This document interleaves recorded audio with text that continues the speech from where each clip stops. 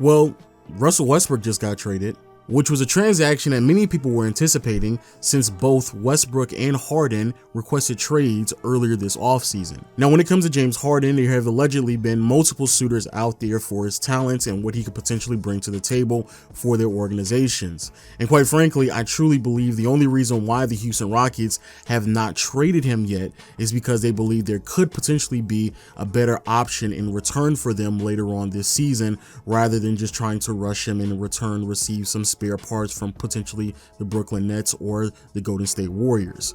Whereas on the other hand, for Russell Westbrook, the story is a bit different.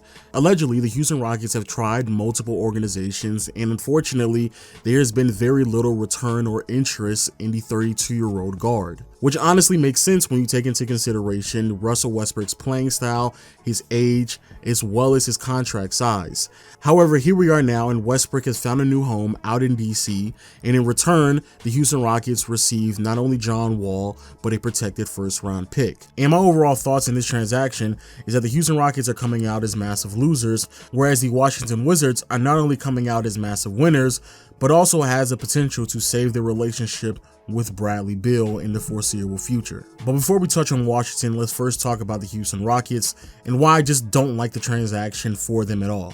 First things first, we need to ask ourselves, did the Houston Rockets get better after this transaction? Because the amount of times I saw on Twitter and even some of my NBA YouTuber peers claim that this was a lateral move at best, to me was mind-blowing. Do the Houston Rockets as a team get better with John Wall replacing Russell Westbrook? And in my opinion, that answer is an unequivocal no. John Wall at his best is a fringe All-NBA player. At his best was averaging around 23 points. At his best, the only thing that he was identifiably better than in Westbrook was defense.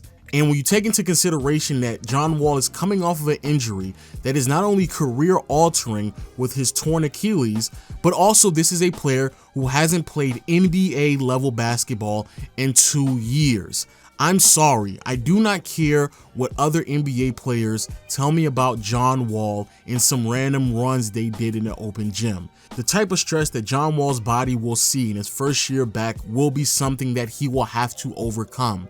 And in my opinion, it's completely unfair to put expectations on John Wall to perform not only at an all-star caliber level, but also will be able to produce at a level to contribute to a 50-plus win team, something that he wasn't even able to do back in his better years while in the Eastern Conference. But also, if you were one of the people who had reservations about a backcourt that featured both Russell Westbrook and James Harden, I'm completely confused to why those concerns are out of the window and why all of a sudden that you feel confident that somehow John Wall is a better fit in the backcourt than Russell Westbrook alongside James Harden.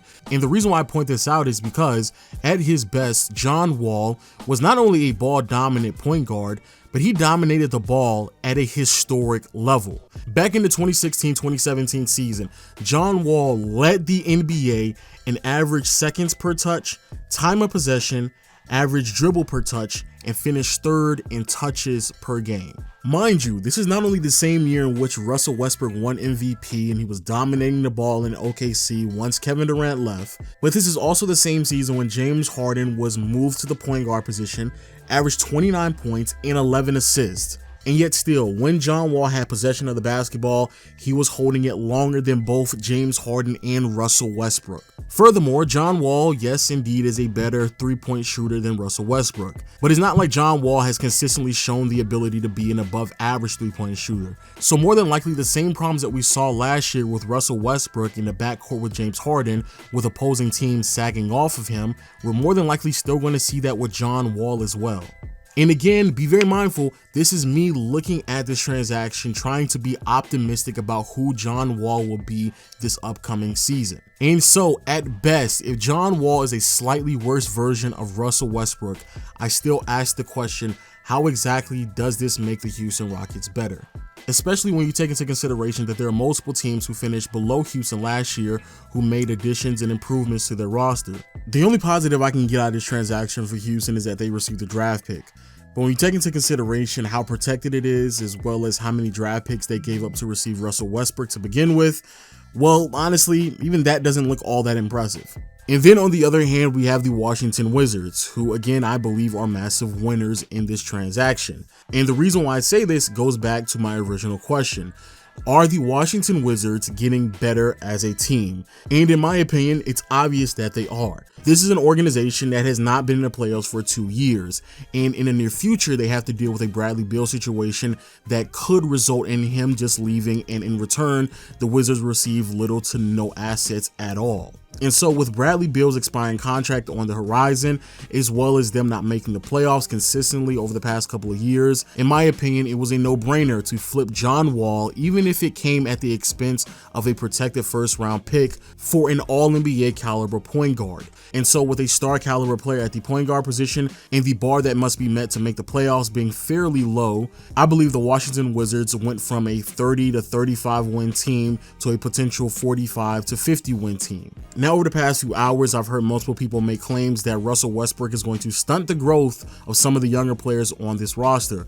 Quite honestly, I don't even believe the Wizards really care that much. Sure, the potential of both Rui and Denny could be high depending on who you talk to, but it still wouldn't even matter because unless they're able to translate their game into star caliber players sooner than later, to the point where it's undeniable, more than likely the Washington Wizards are just going to move off of those players to bring in more complementary pieces around Westbrook and Beal. And the odds that Denny or Rui will become anywhere near close of a player than we see with Beal right now is highly unlikely. And speaking of Bradley Beal, the growth of the 26-year-old guard has been spectacular. We're talking about a player who just 3 or 4 years ago was just averaging above 20 points per game, and now is coming off a season in which he's averaging over 30.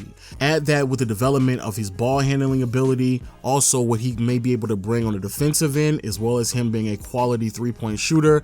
And quite honestly, I'll be the first to admit the player that Bradley Beal is today, I honestly just was not expecting it 3 or 4 years ago.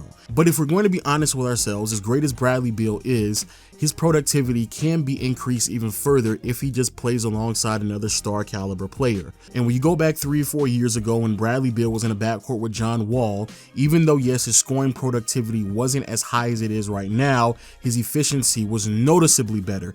And so if you want to be pessimistic or even realistic and believe that Bradley Beal more than likely will not average 30 points per game in the upcoming season playing alongside Russell Westbrook, more than likely it's not going to be the end of the world since Bradley Beal's efficiency should see an increase. And finally, when it comes to Russell Westbrook, honestly, this is the most exciting aspect of this transaction in my opinion.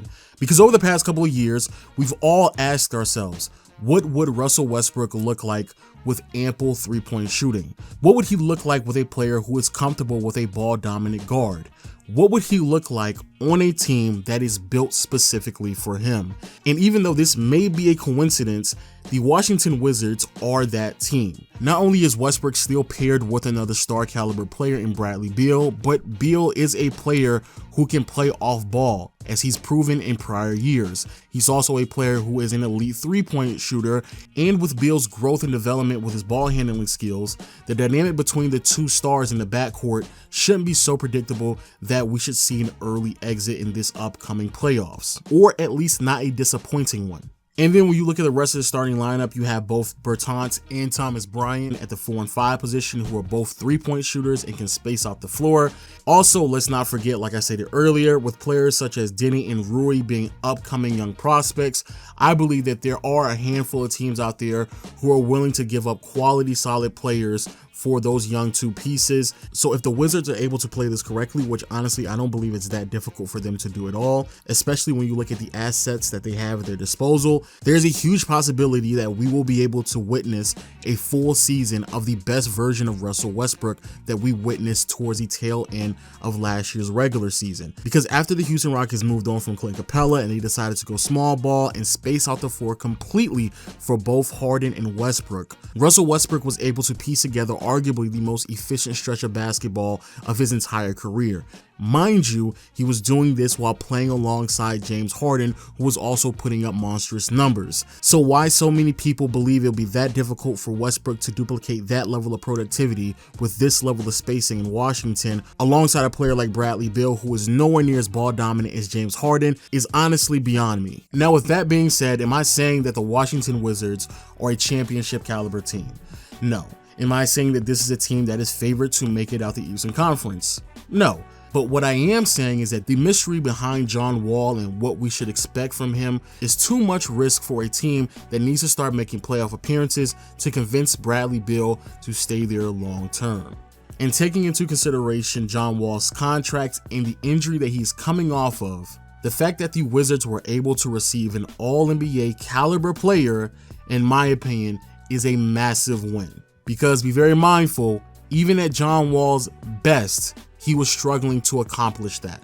So, with all that being said, people, please let me know what you think about the video in the comment section below. I cannot believe I had to go into this deep of a synopsis to why the Washington Wizards won this transaction, because for whatever reason, there's just so many people who believe that it's a lateral move for an organization that has not made the playoffs in 2 years. But with that being said, people, again, please let me know what you think about the video in the comment section below. Leave a like, make sure you hit the subscribe button, and make sure you hit the notification bell as well so you can be updated when I drop these videos. And until next time, I'll see you all later. Peace.